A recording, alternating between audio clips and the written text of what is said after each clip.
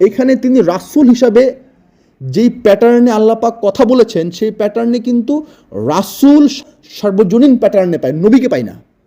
এমন কোনো জাতি নাই যেই জাতিতে নবী পাঠানো হয় নাই তাদের ভাষায়, এটা পাই না।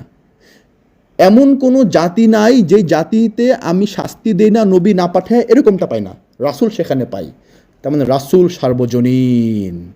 এই রাসূল রূপে যারা আসিতেছেন, এই রাসূলের খেতাব নিয়ে নামটা ইম্পর্টেন্ট নয়।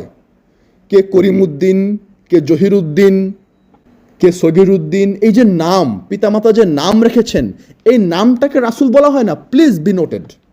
রাসূল হচ্ছেন একটা খেতাব, যিনি বার্তা বহন করেন। কার বার্তা বহন করেন? নিঃসন্দেহে রব্বুল আলামিনের বার্তা বহন করেন, অথবা কেন্দ্রের বার্তা তিনি বহন করে আরেকজনকে পৌঁছে দেন। সো এই বার্তা তো আমাকে মহানবী পৌঁছায় দেয় নাই।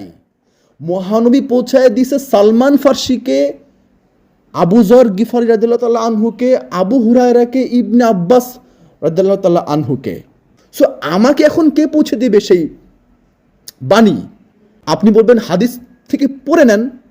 তো হাদিস থেকে যদি পড়ে নিতে হয় মহানবীর বাণী, তো ফের ইব্রাহিমের পরে ইসমাইল কেন এলো? ইব্রাহিমেরটাই পড়ে নিতাম।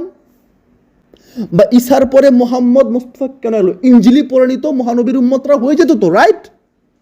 সো বারবার ফিগার বদলে ইনারা কেন আসছেন? সো দিস ইজ দ্য বৈচিত্রতা। এটাই বৈচিত্রতা।